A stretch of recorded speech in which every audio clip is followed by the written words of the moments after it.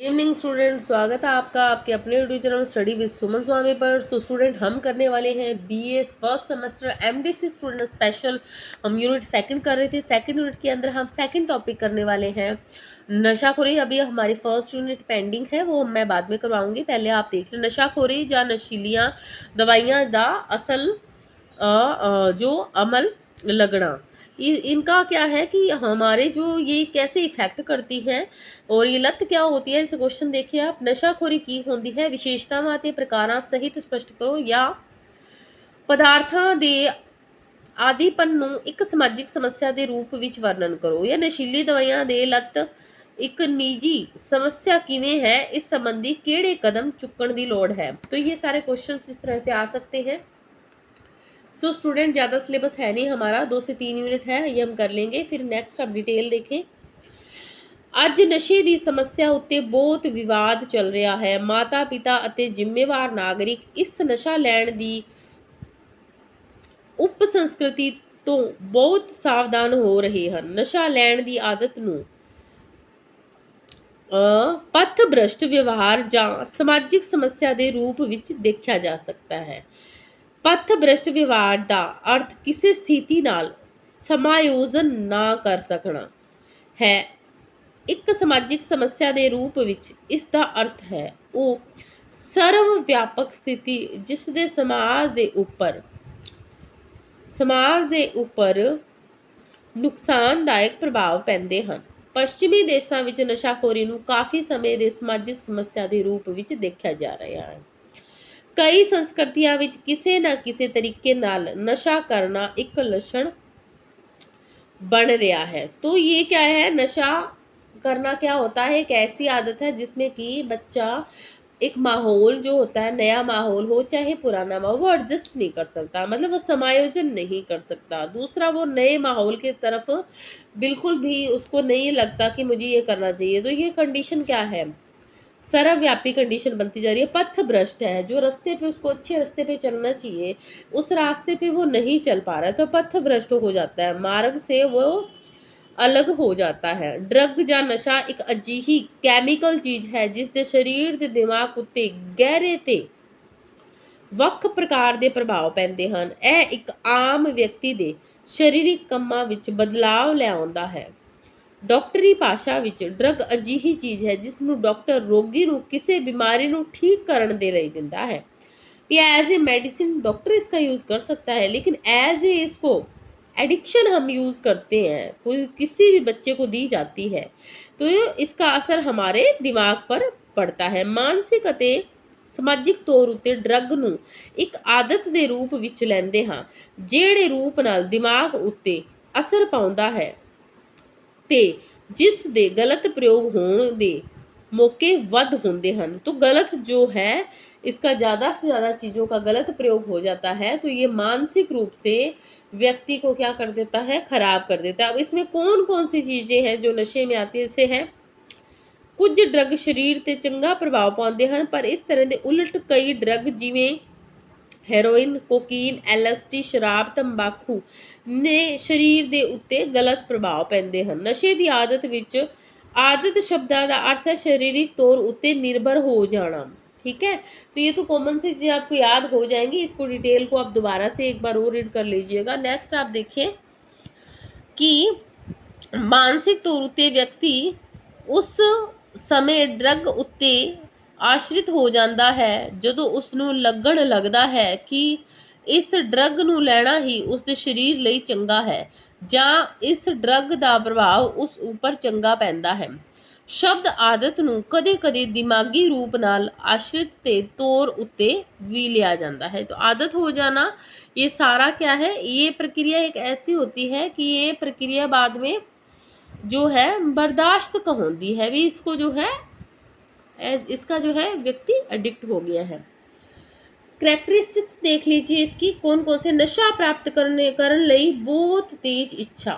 अब विशेषता ये है कि नशा जो हमें नहीं, खैर जिस भी व्यक्ति को या जिस भी एडल्ट को, क्योंकि हमारा टॉपिक है ना एडल्ट का, किशोरों का, तो नशा जो है जिसको लग जाता है ये तेज इच्छा, बहुत तेज इच्छा होती है कि मेरे को किसी भी तरह से strong wish to obtain drugs, मुझे ये चाहिए ही चाहिए, चाहे किसी को मार कर मिले या किसी को बर्बाद करके मिले, बस अपने को तो ये चाहिए।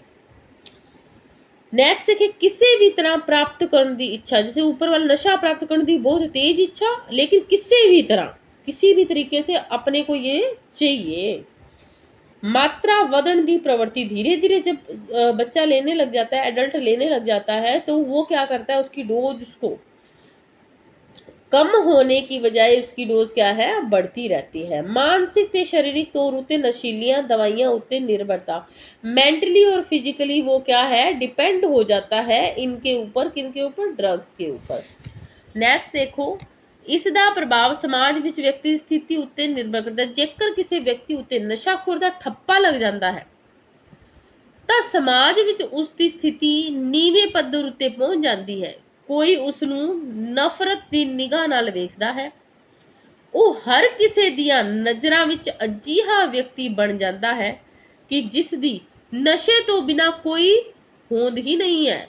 भी अगर उस पे एक लेबल लग जाता है तो भी वो ऐसा करता है। अब इसके अलग अलग डिफरेंसेस देखिए, टाइप्स ऑफ ड्रग्स, शराब है, फिर है शांति देने वाले पदार्थ है, सेडेटिव्स है, नारकोटिक्स है, ठीक है, स्टिमुलेंट्स है, उत्तेजक पदार्थ हो गए, फिर है परमोत्पादक पदार्थ हो गए, भ्रमित करने वाले, निकोटिन या तंबाकू भी इसमें शामिल है। फिर जैसे शराब है, तो शराब का पता ही है, पंजाब के अंदर अब इसके बारे में डिटेल पढ़ने की जरूरत नहीं है। पंजाब के बारे में वैसे भी अपने देखते हैं भी, शराब जो है शादी ब्याह के अंदर भी यूज़ करते हैं, तो ये भी अगर एज इसको एंजॉय के हिसाब से देखा जाए तो लेते हैं लोग, बट ये अगर लत बन गई तो ये हमारे लंग्स को भी खराब करती है। एडल्ट्स के लिए तो ये है ही, सारे नशे जहरी हैं। फिर है शांति देने वाले पदार्थ, शांति जो कुछ टाइम के लिए जो है, फिर ये शरीर के अंदर क्या है, मिर्गी दे दौरे पैंदे ਹਨ ਤੇ ਇਹ ਦਵਾਈਆਂ ਦਿੱਤੀਆਂ ਜਾਂਦੀਆਂ ਹਨ। ਵਿਅਕਤੀ ਦੇ ਆਪਰੇਸ਼ਨ ਤੋਂ ਪਹਿਲਾਂ ਵੀ ਇਹ ਦਵਾਈ ਦਿੱਤੀ ਜਾਂਦੀ ਹੈ ਤਾਂ ਕਿ रोगी सो जावे ते ऑपरेशन आराम नाल हो सके। तो ये सारे क्या है, शांति देने वाले पदार्थ, जैसे ऑपरेशन से पहले थोड़ा सा उसको नींद आ जाए और ऑपरेट अच्छे से हो जाए, तो ये एज ए मेडिसिन यूज करते हैं कौन, डॉक्टर्स। लेकिन इन्हीं मेडिसिन का अगर एडल्ट्स को लत लग जाएगी, हैबिट्स हो जाएगी, तो वो उनको क्या है, नेगेटिव इफेक्ट उसके रिजल्ट मिलते हैं। थर्ड देखिए, नारकोटिक्स। नारकोटिक्स में अब देखिए, नारकोटिक्स पदार्थों में असी अफीम, heroin, brown sugar, smack, cocaine, फिर है मार्जुआला, चरम, गांजा, पंग आदि नू ले सकते हैं। तो ये सारे क्या है, नारकोटिक्स, ये सारे इसमें नशे शामिल होते। फिर है उत्तेजक पदार्थ, ये है तनाव नू घट करन दे लई, सावधानी ਵਧਾਉਣ ਦੇ ਲਈ,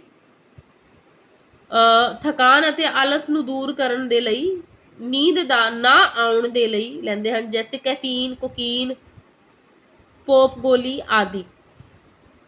फिर है भ्रम पैदा करने वाले, इसलिए LSD मुख्य पदार्थ जिसके प्रयोग करने की सलाह डॉक्टर कदे भी नहीं देंगे, ये बहुत घातक जो होती है।